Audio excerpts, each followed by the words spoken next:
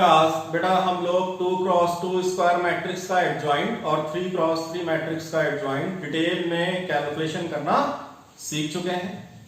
2 cross 2 को direct भी calculate कर लेते थे। कैसे? अगर हमारे पास ये ए बी सी डी कोई मैट्रिक्स 2 क्रॉस 2 की गिवन है तो इसका एडजॉइंट निकालने के लिए आपको हमने ये सिखाया है डायरेक्ट कैसे लिखोगे। डी और ए डायगोनल के जो एलिमेंट्स हैं इनको आपस में अदला बदली कर दी जाती है। मतलब डी इधर आएगा, ए इधर आएगा। ठीक है, डी और ए आपस में पोजीशन इंटरचेंज करेंगे। कौन इंटरचेंज करेंगे? डायगोनल के एलिमेंट्स। और ऑफ डायगोनल के एलिमेंट्स का केवल साइन चेंज होगा। मतलब बी है तो माइनस बी, सी है तो माइनस सी।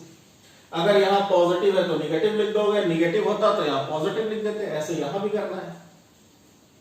तो ये ए है तो ये एडजॉइंट कैलकुलेट होके फटाफट आ गया। ठीक है, मान लो हमें 3 क्रॉस 3 की मैट्रिक्स दे रखी हो तो एडजॉइंट का बेसिकली तरीका तो यही होता है कि हर एक एलिमेंट का कोफैक्टर निकालो और हर एक एलिमेंट के कोफैक्टर रखने के बाद उसका ट्रांसपोज निकाल लो। वो 2 क्रॉस 2 में भी हमने पहले सीखा था, बट 2 क्रॉस 2 का डायरेक्ट एक रिजल्ट भी बना के याद कर लिया था कि फटाफट सॉल्व हो जाएगा। बट 3 क्रॉस 3 में भी हमने कोई डायरेक्ट रिजल्ट ऐसा हम लोगों ने सीखा नहीं है। तो एक टाइम टेकिंग प्रोसेस है, बहुत इरिटेट करता है कई बार कि 9 कैलकुलेशन करी और कई बार एक आध कैलकुलेशन गलत हो गई तो पूरा का पूरा क्वेश्चन गलत। तो हम बेसिकली सीखेंगे कि 3 क्रॉस 3 मैट्रिक्स का भी एडजॉइंट आप फटाफट कैसे कैलकुलेट कर सकते हो।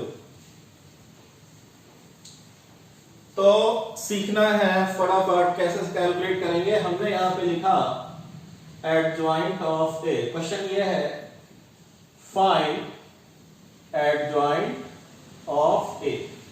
तो देखिए बेटा आप बिल्कुल तैयार रहो एडजॉइंट ए आंसर लिखने के लिए। करना क्या है, आपको C1 C2 C3 first second third 3 column copy करना, या ऐसे बोल सकते हो मैट्रिक्स जैसे लिखी है वैसे ही बाहर कॉपी कर दो, बस मैट्रिक्स का सिंबल हटा के। बस लिखते समय साइन देख लेना, कहीं प्लस माइनस साइन है, माइनस को भूल मत जाना। तो हमने पहला कॉलम, दूसरा कॉलम, तीसरा कॉलम एज इट इज उठा के बाहर लिख देना है। क्या करना है? First second third column as it is बाहर लिख देना है। फिर हमने फर्स्ट कॉलम को और सेकंड कॉलम को रिपीट करना है। क्या करना है? पहला कॉलम और दूसरा कॉलम रिपीट करना है। 1 3 0 0 4 -6। क्या बोला? पहला कॉलम, दूसरा कॉलम, तीसरा कॉलम ऐसे ही रखो। फिर पहले कॉलम को और दूसरे कॉलम को आप देखो मैंने C1 C2 को रिपीट कर दिया। इतना करने के बाद ये आपकी फर्स्ट रो बनी और ये आपकी सेकंड रो बनी। मैं इस रो की बात नहीं कर रहा हूं, मैं बोल रहा हूं कि ये सब करने के बाद जो भी हॉरिजॉन्टल लाइन पहली आई, जो भी हॉरिजॉन्टल लाइन सेकंड आई, इसको आप हॉरिजॉन्टल रिपीट कर दो। मतलब पहली हॉरिजॉन्टल लाइन क्या है? 1 0 -1 1 0। बस लिखते समय फोकस इस पहली हॉरिजॉन्टल पे है, साइन ध्यान से कॉपी करना। सेकेंड हॉरिजॉन्टल लाइन क्या है? 3 4 5 3 4। पहली हॉरिजॉन्टल लाइन, दूसरी हॉरिजॉन्टल लाइन को हमने कॉपी कर दिया। ठीक है बेटा, इतना समझ में आ गया। जहां भी लगे दिमाग के ऊपर जा रहा है भाई, आप बैक करो और फिर से उन चीजों को सुनो, रिकॉल हो जाएगा। अब आपको करना क्या है? पहली हॉरिजॉन्टल लाइन, पहली वर्टिकल लाइन, यानी जो यहां बाहर हमने लिखा है, इसमें पहली हॉरिजॉन्टल लाइन, पहली वर्टिकल लाइन का रोल खत्म। इसका कोई यूज नहीं है। ठीक है, इनको हटा देना है। मतलब लिखा रहना, तो इनका हम कैलकुलेशन में यूज नहीं करेंगे। बाकी जितने भी आपको एलिमेंट्स दिखाई दे रहे हैं हम 4 एलिमेंट्स का यूज करेंगे, ऐसे पेयर बनाएंगे।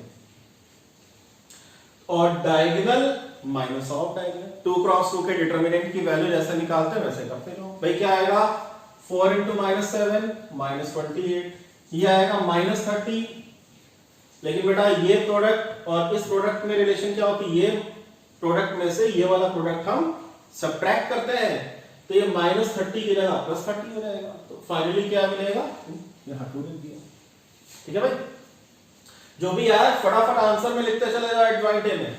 फिर ये वाला पेयर आ गया, ये कितना आएगा 5 × 0 0, ये आएगा -21। तो बेटा 0 में से -21 को सब्ट्रैक्ट करोगे तो क्या आएगा 21। हमने करना क्या है, हम जब कैलकुलेशन ऐसे हॉरिजॉन्टल करेंगे, हम अगर कैलकुलेशन इधर की ओर जाएंगे तो हम आंसर में ऐसे लिखेंगे, आंसर में वर्टिकल लिखेंगे। हम कैलकुलेशन हॉरिजॉन्टल करेंगे और आंसर में वर्टिकल लिखेंगे। ऐसा क्यों है अभी हम एक्सप्लेन करेंगे आपको। फिर ये कितना आएगा -18 -0, -18 -0 कितना हुआ -18। तो भाई पहले हॉरिजॉन्टल में सब खत्म हो गया, अब इधर आ जाओ, क्या आएगा 6, और ये बेटा -7 × 0 तो 0 हो जाएगा, 6 - 0 6। अब क्योंकि नीचे तो बेटा 3 एलिमेंट ही आ गए, पहला कॉलम कंप्लीट हो गया, अब यहां से स्टार्ट करना है, 6 आ गया। फिर यहां पे आ जाओ, मतलब ऐसे जा रहा है, तो क्या आएगा -7 और ये -0, -1 × 0 तो 0 ही होगा, क्या है -7। फिर से देख बेटा, हॉरिजॉन्टली कैलकुलेशन करेंगे, लिखेंगे वर्टिकल।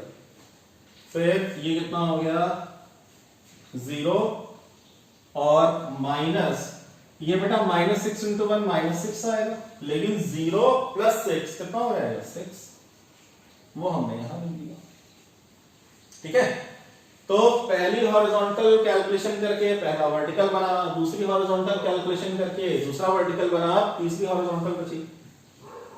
तो ये आया बेटा 0, यहां पे लिखता हूं 0 × 5 0, माइनस ऑफ ये आएगा -4, 0 + 4 हो जाएगा, 0 ये -4 आता बट +4 हो जाएगा, तो यहां पे लिखा 4। फिर -3 -5 इजी ऐसे लिख देते हैं, -1 × 3 -3, और ये 5 माइनस करेंगे तो -3 - 5 -8, और 1 × 4 4, और 3 × 0 0, 4 - 0 4। ये आपका answer, this is adjoint of matrix A. आप बेटा कॉपी कर लो फटाफट, कॉपी कर लिया क्लास। बेटा देख, आई थिंक 7-8 मिनट्स अभी हुए हैं और मैंने 7-8 मिनट्स में पूरा एक्सप्लेनेशन भी दिया, आपको बार बार चीजें रिपीट करके समझाई, 2x2 को भी समझाया, फिर लिखते समय मैंने आपको टाइम दिया, प्रॉपर एक एक कैलकुलेशन करके समझाई। तो अगर आप इसकी प्रैक्टिस घर पे करते हो 1-2 क्वेश्चंस की, 3 क्वेश्चंस की, तो I think with in 2 minutes you can find the adjoint of A 3x3 matrix. और अगर बहुत जबरदस्त प्रैक्टिस करते हो तो मे भी शायद आप 1 या 1.5 मिनट के अंदर एडजॉइंट कैलकुलेट कर सकते हो। अब मैंने बोला कि मैं कैलकुलेशन ऐसे कर रहा हूं और लिख में ऐसे रहा हूं, मैंने ये क्यों बोला? ये बेटा होता ये है कि जब आप एडजॉइंट कैलकुलेट करते हो तो C11 C12 C13 C21 C22 C23 C31 C32 C33 हर एक एलिमेंट के कोफैक्टर को रखते हो, फिर बाद में इसका ट्रांसपोज भी तो कैलकुलेट करते हो।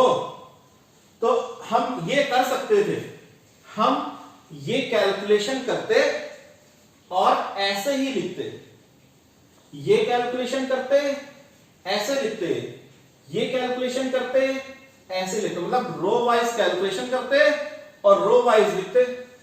लेकिन वो करने के बाद हमें फिर से क्या लेना पड़ता? ट्रांसपोज लेना पड़ता। तो हमने अगर कैलकुलेशन रो वाइज करी और कॉलम वाइज लिखते चले जा रहे हैं, रो वाइज कैलकुलेशन कर रहे हैं, कॉलम वाइज लिखते चले जा रहे हैं, मतलब ऑलरेडी ट्रांसपोज लेके लिख रहे हैं। मतलब यहां इसके बाद आपको कुछ नहीं करना है, ट्रांसपोज वगैरह नहीं लेना है, this is your final answer. तो आई होप बेटा आपको इस 3x3 के एडजॉइंट को फटाफट कैलकुलेट करना समझ में आ गया होगा। ये बहुत सारे क्वेश्चंस में आपका बहुत ज्यादा टाइम सेव करेगा।